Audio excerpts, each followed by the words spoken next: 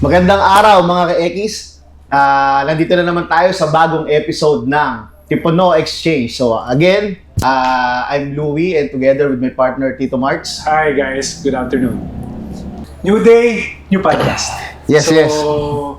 New day, another branch. Oo, syempre itong episode na to, parang special episode dahil yung guest natin, ito yung pinakaunang tao na nagtiwala sa brand natin. Tama. Na kahit wala pa tayong any napapatunayan, at least may nagtiwala agad sa atin nung time na yun. Totoo. Aside from that, nag-meet kami sa parking lot. Doon kami una nag-meeting hanggang sa binuo natin itong shop, sobrang confident niya sa vision natin, nakita niya yung vision natin, tapos ngayon, reality na. Tapos after 2 years, pag-podcast na tayo sa shop. Ikaw na magpakilala ako? Sige, pakilala mo na yung guest natin. Sige, without further ado, pakilala namin sa inyo ang aming pinaka-first franchise owner, si Brother JR. Hello mga ka-Ekis. So, JR. So, just like what Louie and Martin had mentioned, so I'm the branch owner of Tipono X Binyan. Brother JR, kumusta naman ang barbershop business natin? Well, okay naman yung journey ng barbershop since we started last year, no? March 2024 to be exact, no? Nung nag-start tayo. So far, doing well naman. Nakapag-build somehow ng community dito, which is yun naman yung isa sa mga reasons, no? Kung bakit tayo nag-start nitong barbershop business. Yun din yung next question ko, no? So, ano bang naging reason mo bakit mo nagustuhan mag-put up ng barbershop? And bakit napili mo si Tipono X? Oo. Very good question, bakit ako nag-put up ng barbershop, no? I would say na since 2022, I would like to put up a traditional business, no? Okay. Traditional business. So pinag-iisipan ko, ano ba yung business na pwede kong i-put up na somehow ma-incorporate ko yung kids ko. Kasi yung kids ko, mga teenagers na yan, no? Inisip ko, pag magtatayo ba ako ng negosyo na, let's say, laundry shop, watering filling station, tatauhin ba siya ng anak ko? Sabi ko, hindi eh. Sabi ko, isip ako. Tapos somehow na magbibuild ng community, at the same time, pang lalaki. So doon nag-start yung, I would like to have a barbershop na magkaroon dito sa Binyan. So technically, doon nag-start. At the same time, I wanted to build yung siguro secondary na lang na kumita. More on ma-build ko yung kid ko, yung anak ko, na magkaroon ng entrepreneurial mindset. Oh, maganda nga yung ganun. Wow, that's very inspiring, no? Sa mga audience natin na may anak. Especially, ano ba to? Yung barbershop ba, ang anak natin ba is okay ba siya for pag sa lalaki anak o even sa babaeng anak? Ano ba sa tingin niyo? Siguro more so sa lalaki kasi barbershop, talagang pang lalaki naman yan, like sa salon, di ba? Alam naman natin na tambayan yung barbershop. So yun yung pinaka-naisip ko talaga na especially yung kids ko lumalaki, medyo nagiging conscious sa itsura. Every 2 weeks nagpapagupit yan eh. Sabi ko, why not magtayo na lang ako ng barbershop para libre na? Kasi every 2 weeks bigay ako ng pampagupit. Tapos sinasamahan ko pa kung saan-saan. Tapos walang mapiling kung anong barbershop palipat-lipat. Yes. Sabi ko, magtayo na lang ako ng sarili kong barbershop. Okay, pare-pareho naman tayo. Parang ganun din naman yung yung parang mga reason din ng mga nagtatayo rin ng barbershop. Siyempre, tayo gusto natin, masaya tayo doon sa gupit natin eh. So, ang hirap humanap nung barber na parang, ito na talaga yung barber na So, since nagkaroon tayo ng barbershop business, ayun na, meron na tayo. So, every 2 weeks, every 3 weeks, nakakapagpagupit na ako ngayon eh. Pero ito Brother JR, kasi alam naman natin, yung iba kasi iniisip din, baka si barbershop business, baka napakahirap i-put up, o baka time consuming. Ano bang mga naging experiences mo during nung simula nung barbershop? Ano ba yung mga challenges na experience mo along the way? Well, expected meron talaga diyang struggles eh. Way back then, sabi ko nga gusto kong magkaroon ng barbershop. At first, gusto ko magkaroon ng sarili kong brand. Pero way back then, syempre busy rin, may mga negosyong inaasikaso, may investment. Nasa part pa rin ako ng corporate way back then. Sabi ko, magpuput up ako ng sarili kong barbershop. I would have a hard time putting it up on my own. Basically, wala akong experience running a barbershop eh. Kaya I partnered nga sa Tipono. Then, came to a point na natayo na nga si barbershop, si Tipono, I was expecting way back then na magiging smooth. Pero hinanda ko na rin yung sarili ko na okay, kasi dito pa lang sa street na to, parang nasa 10 yata yung count ko. Wow, dami nga. So, I have the courage na ituloy kasi sabi ko, sa business naman, hindi ka naman mag-grow dyan pag ikaw lang dyan eh. Mas maganda yung, alam mo yun, may competition. Pero I don't treat it na as in talagang competition, pero healthy competition na iba-iba naman tayo ng target market eh. Tama. So, of course, ang pinaka naging challenge is, alam mo yun, parang makuha yung tao. Kasi alam naman natin, iba yung price natin dito sa Tipono eh. Yes, di ba? As compared dun sa regular barbershop na, di ba? Kumaga hindi pa buo or hindi buwas yung kultura ng Binyan dun Sa sa ganung pricing, medyo no? mas mataas na price. Kumaga sanay na lang sila dun sa 50 pesos, Okay. 100 pesos. The moment that we've introduced yung medyo mas mahal, medyo shocking yung ano. Pero hindi naman ako nagpatalo doon kasi alam ko naman, iba yung market ko. Kung hindi mo kaya, okay lang. Di ba? Marami Tama, naman tama, siya, tama. di ba? At the same time, challenges nga is yung looking for barbers. Okay. Di ba? Yes, Kasi alam naman natin barbers. Sa sobrang dami ng barbershop na nakapaligid, competition mo sila. Yes. Di ba? So yun yung naging challenges. during that time. Even with us naman, since ikaw nga yung pinakaunang Tipono X na franchise, so parang sa part din namin, medyo talagang medyo naging struggle din yung time na yan. Na may mga barbers tayong naka-ready, tapos biglang may umaalis, tapos papalitan natin. Kumbaga medyo nagiging mahaba yung time na bago ma-replace yung yung barber. So yun talaga yun, ever since naman talaga yun yung naging problem. Even sa other branches naman, na-encounter din namin yung ganyang problem. Ang maganda lang ngayon, since yun nga, actual na nga naging problema yan. So nakabuo tayo ng na magandang sistema ngayon para maiwasan yung ganyang problema. Oo. So hindi tayo mamroblema sa barbero ngayon. Tama. Tapos in addition, no, kasi since sa pagpili sa Tipono X, hindi naman tayo yung 50, 60, 100 pesos na barbershop. So meron talaga tayong gustong look ng barbers, gustong gawa ng barbers, no, na kailangan at par or standard doon sa ginagawa natin sa brand natin. So, yun nga, connect ko lang doon, yun yung mga naging kasama sa struggles noon. Now, which is, ngayon, as much as possible, kompleto naman hindi naman Yes, nasa yes. tayo nag-ano. Compare talaga noon, malayo yung improvement naman ngayon. Which is na-apply naman natin din sa mga bagong branches. And syempre dito sa Binyan. So ngayon ilan na bang barbers ni Binyan? Currently 4. 4. Okay. Tapos, for na maayos.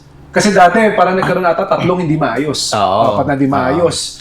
Hindi, ako natatandaan ko yung unang barber niya talagang nagka-problema sa staff house, tapos Yung minulto. Naalala ko Hindi ko yun. alam kung ano. Meron. May minulto. Naalala ko yun. Speaking of which, yung staff houses syempre, expectation versus reality. Oo.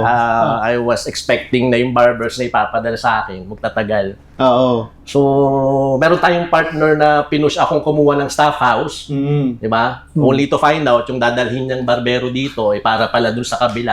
Oo. Di ba? Dinala niya lang dito Okay. para i-train. Oo. So, wala pang 24 hours, umalis sa akin. Naalala ko So, yun. syempre, alam ko naman na, di ba, hindi naman tayo pinanganak kahapon. Kaya nga. Dinala rito, gumamit lang pala ng staff house.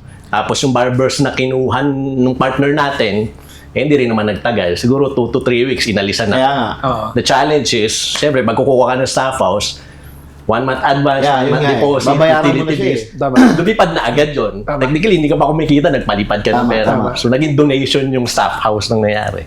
Ngayon ba may staff house pa? Wala na. Well, ang staff house na yun dito sa taas. Hindi maganda nga kasi naglagay siya ng structure sa ibabaw. Oo, So, tama. nagkaroon na ng staff house din talaga yung yung mga barbers. So pro siya para sa isang container barbershop. Oo. Diba? Kasi yun nga, mabilis ka rin nakapagdagdag ng Actually, si Brother JR, meron na siyang additional business sa taas eh. Parang, ano ba yan? Nail spa. Nail spa siya. Oo. Di ko pa napupuntahan yun. Laging close pag dumadating ako dito. Late ka kasi pumunta eh. Ayan. Tsaka ang biggest advantage na nagtayo nga na ako dito ng staff house. Of course, di na ako re-renta. At the same time, wala silang dahilan na malate. Kasi putya, bababa lang sila rito eh. Kasi way back then, nung merong staff house, walking distance na lang, nalilate pa. Tama, So, dito, tama. wala silang dahilan para malate. Nice. The same time, para bantay na rin dito sa shop. Pero ngayon naman, kumusta yung mga yung mga barbers mo? Okay naman. Well, so far, okay naman. Di ba? So, siguro na-build na rin yung na-build na rin yung camaraderie. Oo. At the same time, ang gusto ko kasi, alam ko yung alam ko yung venture nila, kung saan sila papunta. Tama. Siguro way back then, kulang pa sa hugot yung mga barbers kung bakit sila nagstay. So, sama kasi mga pamilyado yung mga barbero Yes. natin. So, alam mo na there's something that they look forward to kung bakit sila nagstay. Oo. Tsaka yun nga, ngayon kasi si Tipuno X, meron na kasi kaming nabuong system din. Tapos meron kaming mga programs na binubuo ngayon na for the good of the barbers din. So, they have options kung gusto nilang maging purely barbero, or gusto nilang maging educator, or gusto nilang maging brand ambassador, or any. So, we have the program na ganun to support them. Siyempre, at the same time, to support din yung mga branch. Kasi, ang gusto nating ilagay ng mga barbero sa mga barbershop natin, yun talagang parang standard ni Tipuno. So, halimbawa, ako nagpagupit ako kay Barber 1. So, dapat pag nagpagupit ako kay Barber 2, yung same expectations nandoon. Tapos yung result, ganun din. Kaya nga tayo naggagawa ng standard eh. Magkakaugali na ba yun? Ha? Magkakaugali na ba yun? Kasi Oo. dapat attitude ata, meron kasama Yes, kasama sa natin training yun. Oo. Yung attitude ang pinakamahirap kasi nga. Training, yun talaga. Yung skills, ang bilis ituro niyan eh. Pero yung attitude kasi, yun talaga. Yun yung number one na binubuo natin ngayon sa sistema natin. So, Binuo na natin. actually, binuo na binuo natin. So, yung values, yung attitude, yun yung number one na chine-check namin ngayon. Hindi yung hindi kami sa skills nakatingin kasi kaya nating i-train, meron tayong mga educator eh. Pero yung yung ganung attitude talaga na alam natin na may vision na same with us. Tapos may determination din talaga na matuto. Saka interested talaga natutuwa doon sa ginagawa nila. Oo, kasi pagka gusto nila yung kasama rin nila dito, attitude-wise. Kasi, brother, sa totoo lang, kami ni Sir JR mo, pati ni, sino nga to? Si Andre, yung son mo. Magkasama kami, nag-ano sa mga barbero dati dito ever since. Malilate, 5 minutes, okay lang daw yun. Sabi ko, no, pag late, 1 minute, 1 second, late. Pinagbibigyan ka lang namin kasi mababait sila Sir JR mo, naintindihan ka. Pero on the business side, talo na kagad tayo dun. So, kaya nung binuo nga natin yung sistema, kasama ka sa thesis namin talaga dun. Kasi nakita namin yung mga previous barbers mo. May mga kumalaban pa sa'yo dito sa area. No, so, which is, I was very outspoken about it when I heard about it. No, so yun ang iniwasan na natin. Yes, tama naman. Dagdag ko lang. Brother, since nabanggit mo kasi kanina yung hugot, ano yung naging mga bonding nyo ng mga staff na para at least maging closer kayo at saka kasi before, naririnig ko lang doon sa mga ibang staff, natatakot sila sa'yo kasi syempre masyado ka daw strict. Pero ngayon kasi since for the longest time, hindi na sila napapalitan, ano yung parang naging, ano yung turning point ng shop na parang itong gabing to, nag-inuman kami, or itong gabing to, kumain kami sa labas, ano yung naging turning point para sa ating mga audience? Well, siguro hindi ko siya masabi na naging strict. Siguro, mas naging concern lang ako sa customers natin. Kasi, bakit ba tayo may shop? Bakit ba tayo may negosyo? Hindi dahil sa atin, hindi dahil gusto natin kumita isa-isa. Parang restaurant yan, parang gusto mong umorder ng ganyan tapos sasabihan ka, wala pa po yung chef. Diba? Ang tendency niya, lilipat yan. So, kumbaga sabi ko, kailangan kasi natin i-adapt yung ganong klaseng industry na the moment na pumasok yan dito, dapat prepared ready tayo. No? Yung connotation na naging strict, siguro, if we are, or if I'm to compare myself dun sa corporate, napakaluwag ko nga dito eh. Oo. Diba? Dumating kami sa sitwasyon na, okay, may kaltas yan kung late ka. Di ba? Parang hindi yung sa kaltas hindi yung sa pere, pero some sort of accountability, responsibility, na ito yung oras ng pasok mo, pasukan mo sa oras. Di ba? So, sa corporate, ganun eh. Pag late ka, antimano mo Kailangan maintindihan din ng mga barbero talaga yun eh. Oo. Kasi di ba, we have to be professional eh. Di ba? And then, the moment na Nagets na nila. na-guess na nila yon, di ba? Naging mas naging responsable sila. Kumbaga hindi nila yun nakikita as some sort of punishment, pero for them to be responsible. Kasi kung ganito yung galawan mo sa barbershop, ganyan din yung galawan mo sa iba't ibang bagay, di ba? Napaka-irresponsable mo. Tama. Grabe to, naging teacher pa pala to si Brother JL sa mga staff, no?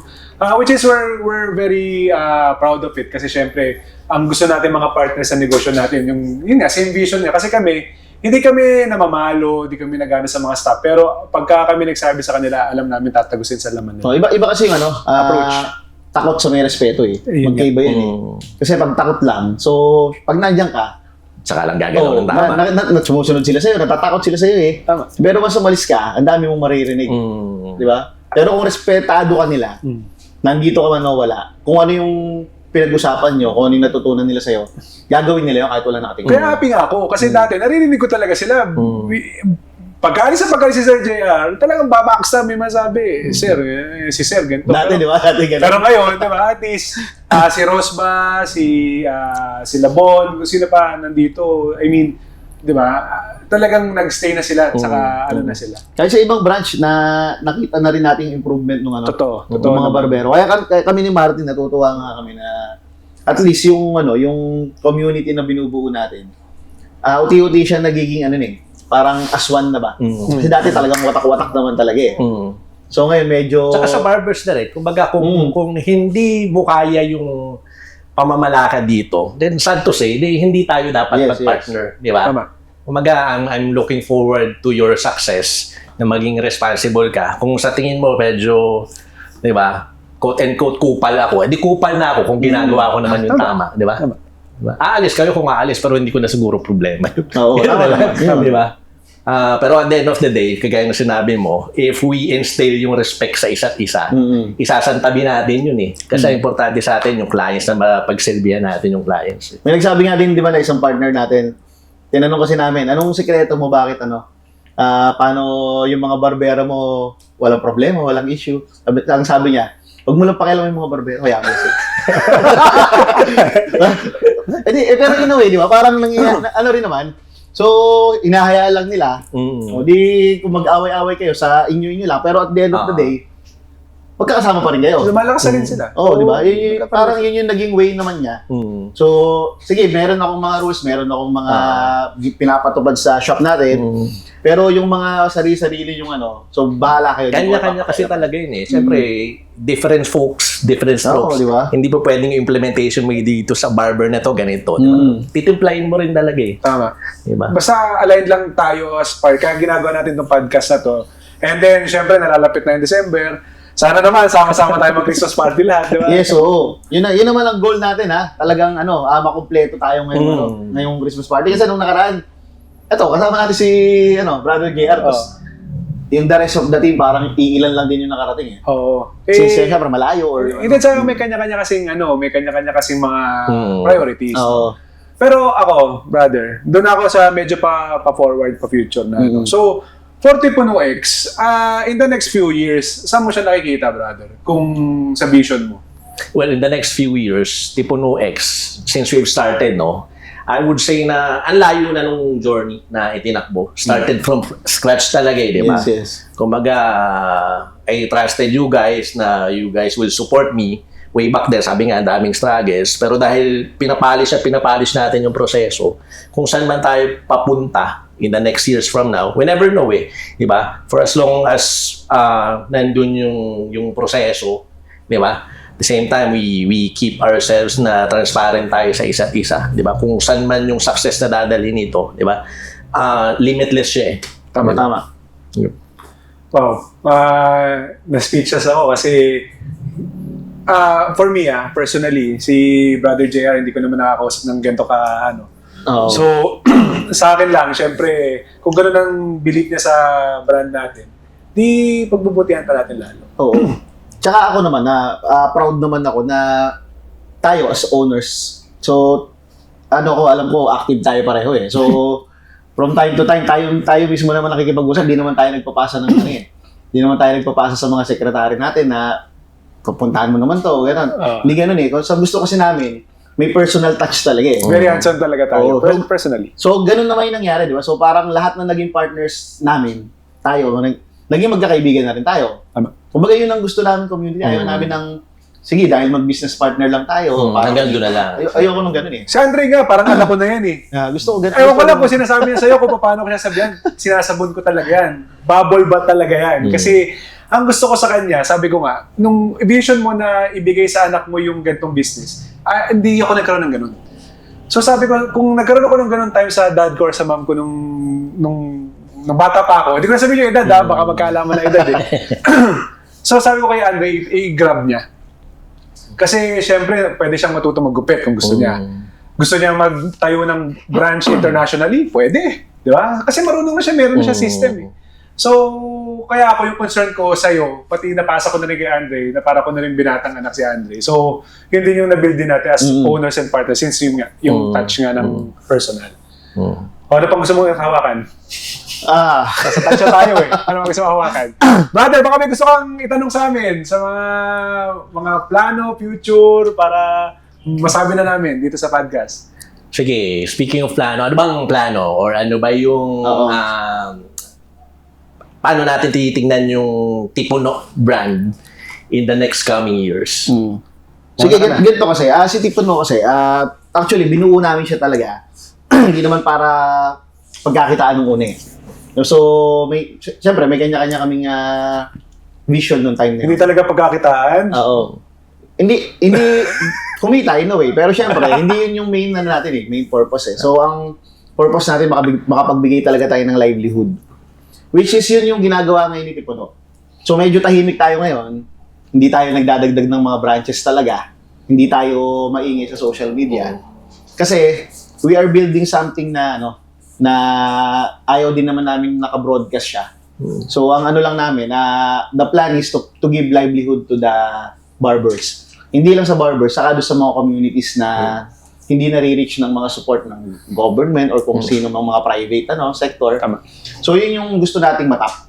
Pag-usapan natin yung off-cam mamaya kay Brother Jay. I-discuss namin sa yung details. Pero yun nga, yun yung number 1, livelihood.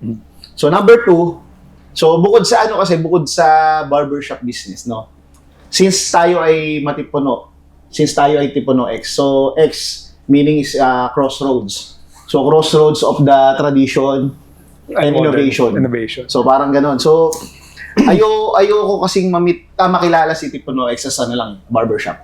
So gusto natin makilala si Tipuno X as a global brand na nagki-cater ng different services. Hindi lang sa barbershop, meron tayong trading. Then bukod sa trading, meron tayong education. So after ng education, meron yun nga, livelihood. Then para makita natin na one-stop shop si Tipuno X. Which is gano'n naman nangyayari, diba? Meron tayong trading, which is tayo nga ang sole distributor ni JRL sa Philippines. Then Sigama, Sigama. Yeah, under negotiation, pero we have products from Gama na. Nandyan na, parating na rin. Yung isang barber mo, nag-apply ng ambassador. Hindi ko Tapos naman we have a sariling clothing line. Merch. Meron tayong sariling mga tools, scissors, clippers, trimmers, meron din tayong sarili yan. Then, syempre, meron tayong mga grooming products. Sino pa under negotiation mo? Meron ka pa? Si Blade? Oo, ilalabas natin yun pag Hindi pa namin ma-announce yung yung si Another X. So, nag-collab tayo with Another X for a bigger project. So, discuss din namin mamaya kayo. Kasi hindi pa namin siya nilolosh, kaya hindi namin masabi. Then ano pa ba? Meron pa, yung iba, ikaw na magsabi. Yung education nga. Kasi, as you can see, siguro, brother, kaya mo rin ako si Tipuno X kasi because of the ambassadors before, tsaka yung educators. Diba? So, since may mga times na hindi natin talaga na-polish yung avenue na yun. So, nagkamo kami ni Louie since may nag-partner sa amin na binigyan tayo ng spasyo sa Alabang. So, we will do it as a studio / doon na rin tayo mag-ano ng training center. Yes. So, kung sino man sa staff mo na gusto tumawid ng education pagka meron silang time to do it, of course, they will get extra from it and at the same time, may kilala sila na educator. So, pag balik nila dito ng Binyan, ay si Barbara Rose ba, educator ko ito nagturo sa akin. Di ba? At least they will get a more premium price, etc. And then, mas magkakaroon ng foot traffic kasi yung isang educator nandun sa branch na yun. So yung ganun. And at the same time, sa mismong branch mo, kung sino man yung pumunta dito, mapalitan man natin kung sino yung papalit dito. May educator ka na mismo nagtuturo dito na hindi mo na kailangan lumayo. Even ikaw or si Andre. Kasi yung ibang branch natin, yung ibang owners nagpapaturo na magpagupit, di ba? So, si JC and Bo, sobrang active din ngayon sa social media when it comes to education. So, binibuild namin sila and of course, yung mga next in line nila. So, and of course, syempre, yung mga tipo no ex-barbers, they will have a free education from us. Totoo to, totoong free to. Free education talaga to. So, as long na part ka ni tipo no ex, yes. we will provide free education. I-schedule natin yan na hindi naman maapektuhan syempre yung operation ng shop. So, then, ano pa ba? Ano ba? May mga kausap tayo abroad para sa branches, pero syempre, malayo pa tayo doon kasi since global nga. So, gusto na rin namin sabihin sa'yo na meron na tayong ganong interest. Nakakatuwa, no? So, yung countries, mamaya na lang off-cam. So, nangyayari na to. We have ongoing partnership with big retail brands. So, ano siya? Tipo no ex siya. Pero ibang version. Parang ganun. Meron siyang damitan, 80 square meters, tapos 20 square meters na kalaan para sa barbershop natin. Pero siguro, na lang, pakat na lang natin, ano? Kasi baka magka-idea sila, mas hindi pa natin nalolosh, biglang meron na. Pakat na lang. Cut yung part na yan, Sige. Hindi, since as per brother JR, di ba, parang inanin niya to para sa son niya, parang gusto mo invite natin yung nandito ba yung mo? Nasaan ba siya? Yung anak mo, baka nandito siya. Ano pala yung palayo? Kali ka konti, bilis. Kaya hindi siya nag-ayos. Mas maganda, mas raw. Okay yan. Dito ka. Total, nandito ka naman. Pakilala ka. Sige, huwag kang mahiya. Pwede naman i-cut yan. Nanabulag ka. Nadamay ako. Nadamay. Sige, hello, I'm Andre nga po pala. Dre. Sige, ako na magdadala. Ganito. Kumusta experience mo habang nandito ka sa shop? Anong mga mabubuti experience mo? Anong mga hindi masyadong mabuti? Paliwanag ko sa mga audience natin. Okay naman po, yung experience po pagka ako po yung nagbabantay, pag magre-receptions po. Okay. Tsaka po yung pakikisama din po sa barbers, ganun po. Maganda. So, yun po. ikaw ba nag-aaral pa ngayon? Nababalanse mo naman yung pagbabantay ng shop? Nakabalance lang. Pero nakikita ko siya minsan pag may seminar dito, nakita ko na-attend din siya So, at least kahit pa paano na nagiging aware ka doon sa mga education, di ba? Pwede ka na magturo? Pwede mo na turuan? Marunong ka na magkupit? Opo. Di ba? Marunong na magkupit. So, ito, shotgunin ko na si dad mo. Kung gusto mo ba mag-education sa tipo no X ng barbering, pwede ka magturo in the future. Pwede naman. Yun pala, may educator ka pang dagdag. Sige, ito, shotgunin ko na lang ulit. Saka kumukuha ng baon mo, dito sa barbershop o humingi ka pa. Huwag ka tumatawa! Combine. Very good, matalino ka Hindi, bata. at least maganda. Matalino ka bata. Hindi, pati nakita mo, itong business na to, hindi nga kasi pang pang sa atin lang. Ayoko kasi bumuhin sa camera. Di ba? Hindi lang pang sa atin. Kung nakikita mo naman, hindi pwede mo agad ipasa Tama. Tapos yung skill kasi ng mga barbero nga, since ikaw yung nagbabantay ng shop, pwede ka rin talaga matuto Di ba? Opo. Pwede kang matuto At talaga. saka yung binanggit ko rin sa kanila, kasi meron ako receptionist way back then nung nag-start. Sabi ko sa kanya, may capability naman akong kumuha ng staff Kaya lang sabi ko, way back then nga, I didn't have the luxury na ma-develop ng dad ko kasi wala nga kaming di ba? Nasa corporate. So dahil nagkaroon ako ng chance na makapag-negosyo, ito yung chance ko na ma-develop siya, ma-expose siya. At the same time, sabi ko may capability naman kumuha ng staff. So siya yung nilagay ko para meron din akong mata rito. Tama. Di ba? Kasi in the near future, pag magkakaroon siya ng sarili niyang business, somehow ma-develop yung skills niya in terms of people management, at the same time, how to run this industry. Sarap. Parang nagdadalawang school pala to. Tuturuan na sa school, tuturuan pa ng business in life. May kwentong barbero pa. May kwentong barbero. Very good. Ako very proud kasi syempre yung lalaki ko medyo bata pa. At least hopefully pagka si Luke medyo ano yun natin. Hindi, tsaka ako very proud din kasi since ito nga yung pinakaunang shop natin. Kasi marami rin ako kasing nakikita syempre na brands ng barbershops.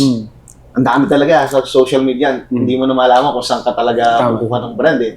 Kaya natutuwa lang ako kasi although hindi tayo ganun karami, pero lahat ng brands natin, Solid. oo. Saka buhay pa, kumikita pa. Oo. Kumikita. Hindi pala kumikita pa. Kumikita. Oo. Oo. Solid, Although medyo talaga magulo yung naging sistema ng una, along the way, inayos natin, magkakasama tayo. So, ngayon, kahit nga ganun yung sistema natin, ano pa rin eh. Kumbaga, in a way, naging profitable pa rin yung business. Tama. What more ngayon na napaganda na natin yung sistema. So, ang dami na natin pwedeng ma-support din sa mga branches natin. That's right. Which is yun nga rin yung mga susunod pang gagawin natin. Yung mga support naman sa mga branches. Basta yun nga, kapit lang, o sama-sama lang tayo sa hirap at ginawa. Hindi naman talaga smooth sailing lagi. So at least, Dre, at this age, wala kami ganun luxury, sabi nga ni dad mo. No? So, keep it up. Lahat ng meron ka. Sila, yung mga kasama natin sa shop, kung kailangan mo ordering ka, ulitin mo. Pag hindi ka sinagot, sabihin mo sa akin. Ha? So, okay. So, more for the shop o tawagin na natin yung mga staff baka natin pwede dito. natin tawagin yung mga barbers mo para ma-meet ng mga ka-ekis natin. Kasi yung ibang barbers mo dito, hindi pa sila na-meet eh. Oo. So, tawagin natin si Max saka si Bonnie. Si Max Tyler. Kayong dalawa lang ba? Oh, sige. Sige. Kayo muna. O, dito. Tabi tayo. Picture taking tayo dito. Checking tayo dito. Dito ka. Para makapagpakilala ka naman. Dito ka, Dre. Hindi. Kasi mic nila. Dito ka. Ito, Dre, bigay mo nga muna yung Ay, tawakan mo na lang. Hello mga kaikis, ako nga pala si Mac. Oh. Yan. Yun. Oh. Sige. Ako nga pala si Bonnie Di Maano. Oh, ang tanong ko, kumusta kayo dito? Okay naman, solid. Maraming matutunan. Solid and effective, no? Si Brother Gaya, kumusta? Marami kayong matutunan Sabihin mo yung kaysa- totoo kahit Oo. Ilabas mo. ilabas mo. Sa totoo lang, mas marami kayong matutunan kay Sir Jero. Solid. Sa mga business, sa mga pag-uugali. Solid. Talagang respeto ka talaga. Yung katulad ng mga topic nyo kanina na kahit wala siya, talagang respeto lang talaga ang kailangan. Oo. Yun, may apply mo na yun sa mga kasama mo. Yung mga ano mo kay sir. Yun lang. Sa mga kasama mo, kumusta naman Solid, mga kasama solid dito? din. Talagang alaga lang sa isa't isa. Oo. Uy, paano alaga yan? Yung kunyari, di ba, may pagkakataon na nagkakaroon tayo ng konting alitan. Ipag-usapan natin agad. Huwag tayong walang bahala na lang kasi mabigat sa pakiramdam kung kung matatagalin mo pa eh. Oo. Di ba? Ang maganda pa sa kanila, magkakasama kayo sa di ba? Sa staff house. So, pagkatapos mo sa shop, kayo pa rin magkakasama sa bahay. So, talagang yung bonding nila parang magkakapatid na yan eh. Natural na kasi talaga yun sa trabaho yung may konting alitan eh. Pero dapat pag-usapan talaga. Huwag kang patagalin. Ganun Okay. lang. Sige. Pwede mo ba kay Mac? May tanong ako kay Mac. Brother, tawag dito, ano ang buhay ng isang Mac dito sa Tipuno X Binyan? Dito sa Tipuno X Binyan, magaan, maganda pakisama, yun lang. Pagka yung ordinary day mo, explain mo sa ating mga kayekis kung ano ang ginagawa mo sa araw mo. Pare, pasok ka, afternoon, nagsusports ka pa ba? May time ka pa ba Mobile Legends? Day na Mga- life. Time naman, basketball yan. Ako kaya paano? Kaya pa ng oras. Kaya ng oras. Pag off namin, so pwede pa kaming basketball. So maraming time sa Binyan. Okay. So, di ka naman loaded masyado dito. Okay naman, okay. In short, nandun pa rin yung work-life balance. Work-life balance. Yes, so... Tsaka yun, ano bang ikaw personal question din. Ano bang gusto mong maging pat talaga dito kay Tipuno X? Kay Tipuno X, marami. So, pwede akong pwede akong mag-indicate. Hindi naman masyadong kilala, pero kaya kong... Max! Humble! Kaya mo sumabay, ano? Kaya kong, turuan yung mga gustong matuto. So, kung gusto nila kung saan, so, makikita nila ako kay Tipuno X. Wow. Thank you, Mac. Kay Bonnie naman. Same question, Bonnie. Anong patatitingnan mo dito moving forward pagka tagal-tagal? Ano gusto mong head barber, educator, maging ambassador? Anong gusto mo? Pwede naman educator. Aba, ang dami ng talent dito. Actually ngayon, parang ganun ang gusto nilang goal. Yan naman, free for all naman yan. Free for all yan. Pero syempre, nasa inyo yung nasa inyo yung bola yan eh. Kami, pwede namin kayong bigyan ng ng platform, Tama. ng path. Pero yung bola, sa inyo yun. So, pakita nyo sa amin, pakita nyo sa kay Boss JR nyo, pakita nyo din sa mga clients nyo na si Bonnie, si Mac. Ready Oo, for prime time. ready kami, hindi kami barbero lang. Kasi 'di ba, ganoon yung sinasabi, parang barbero ka lang, 'di ba? Huwag ganoon. Barbero tayo, 'di ba? Ang dami na kasing pat ng barbero ngayon. Sobrang dami na. Hindi na 'yan yung traditional na nagugupit ka lang, 'di ba? So, nasa inyo 'yon. Paano nyo siya i-improve? Paano nyo i-upscale yung sarili nyo? Paano nyo i-upgrade yung mga skills nyo? Kami, bibigyan namin kayo ng avenue para magawa yun. Pero nasa inyo, anong gusto nyo gawin talaga? Ayun, sige. Promote mo. Saan ka ba nila pwedeng makita? Social media, kung ano man. Bon Barber nga pala sa page ko sa Facebook. Yun lang. IG, TikTok. Wala. Gumawa ka na. Gumawa ka na. Si Sir talaga tumulong sa akin gumawa ng page eh. Oo. Dito lang talaga sa Tipuno nakagawa ng page. O, di ba? At least, additional yun eh. Yun nga. So, gawa ka na rin ng TikTok, IG. Magsasayaw ka doon. Ama nagugupit. Mangyayari yan, Sir. Dito sa Tipuno, maraming talaga dito. Ikaw, Mac, plug mo ang mga Sa IG ko naman, Max Tyler sa FB, Makadan, then sa TikTok, Mac Barber. Soon may papakilala pala ako sa inyong clipper, trimmer, shaver na So yun yung Gamma. So pakilala ko sa inyo kung gaano siya Kaganda. talas sa ganda niya. Kala ko sino papakilala mo eh. Kala ko mga X mo yung mga kaninikisan mo eh. Gamit natin sa Tipuno X. Ayan, so PM niyo lang yung Tipuno X PH. Salamat, Mac. Thank you, Mac. Si Brother JR. Hindi, May mic na ako. Well, siguro i-touch ko lang yung sa barbers, no? So, you guys could guarantee na yung support and assistance nandun pa lang for as long as you guys are capable and you guys are ready. Diba? Nandun yung pressure pero it's just a matter of paano nyo ba i-manage or i-handle yung pressure. For as long as nandun yung respect, nandun yung customer service natin, lagi nating inuuna yung customer, then yung kitaan, susunod na yan. Di ba? Kung sometimes nakikita nyo ako as kontrabida, always know kaya ako ginagawa yun kasi concerned ako sa inyo, di ba? Yun yung makakapagpabuti sa inyo, no? Kasi kung hindi ka kasi lalabas sa comfort zone mo, kung takot kang masita, di ba? Yung sabi ko nga dun sa inyo noon, one of our meetings na dapat nandun yung kultura na i-call out kung sino man yung dapat i-call out.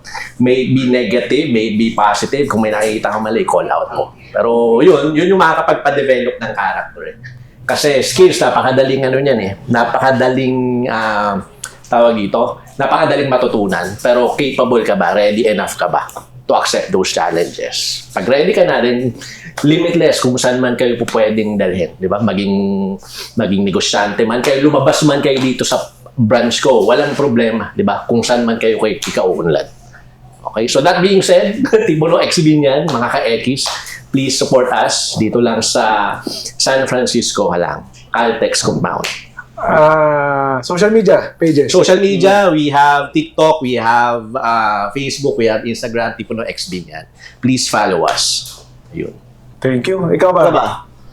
Parting words mo. Parting words. Brother JR, salamat sa pagtitiwala. We never meet eye to eye most of the time, pero my respect for you has been there ever since. Meron tayong mga differences before, pasensya ka na, pero I admire you because you still work hard kahit na anong mangyari sa branch natin. No? We have our set of differences, pero sabi ko nga kay Louie and sa ating partners na I'm all in. Tipuno, whatever I can do, whatever I can share, my network, even my money, alam ng mga barbero natin yan, even my personal money, sinishare ko sa kanila yan. So, I will do my best. No, I will do my best para sa brand natin and sa mga barbers natin. Sana ma-share mo din sa akin yun.